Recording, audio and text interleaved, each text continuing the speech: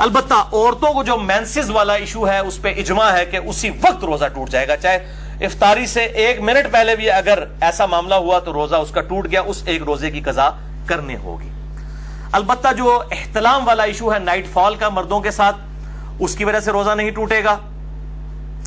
اور اسی طریقے سے اگر کوئی جنبی حالت میں کسی نے صبح کی ہے تو بخاری مسلم میں حدیث میں انشاءاللہ اگلی دفعہ بیان بھی کروں گا کہ وہ بغیر غسل کیے سحری کھا کے روزہ رکھ سکتا ہے اور فجر کا وقت داخل ہونے کے بعد بھی غسل کر سکتا ہے۔ آپ صلی اللہ علیہ وآلہ وسلم سے یہ چیز ثابت ہے۔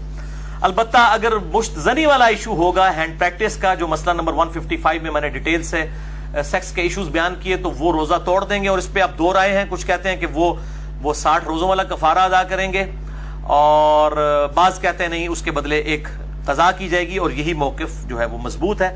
ظاہر ہے کہ اس کو اس کے ساتھ کمپیئر کرنا جو ہے وہ زیادتی ہے، یہ اس انٹینسٹی کا معاملہ نہیں ہے۔ اب دوسری مین چیز جو سورۃ البقرہ کی 187 نمبر آیت میں آئی کہ دوسری جو مین چیز جس سے روزہ ٹوٹ جائے گا وہ بیویوں کے ساتھ ازدواجی تعلق والا معاملہ ہے۔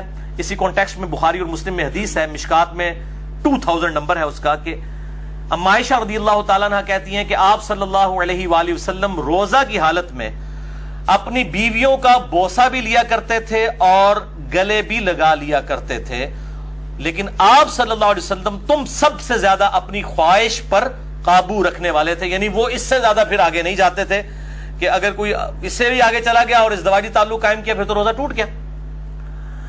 تو یہ پرسن ٹو پرسن پھر ویری کرے گا۔ سنن ابی داؤد میں حدیث ہے، مشکات میں 2006، ایک آدمی نے آ کر آپ صلی اللہ علیہ وسلم سے پوچھا کہ کیا میں روزہ کی حالت میں اپنی بیوی کے ساتھ جو ہے وہ گلا لگانے والا معاملہ کر سکتا ہوں؟ تو آپ صلی اللہ علیہ وسلم نے اجازت دے دی۔ پھر ایک اور شخص آیا، اس نے یہی سوال کیا، آپ نے اجازت نہیں دی۔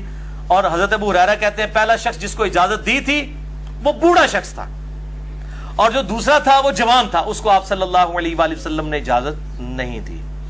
تو اب یہ ڈیپینڈ کرتا ہے، بوڑھا جوان ہونا بھی ضروری نہیں ہے کہ جو شخص اس حوالے سے قابو رکھ سکتا ہے اس کے لیے اجازت ہے، جو نہیں رکھ سکتا اس کے لیے پھر اجازت نہیں ہوگی۔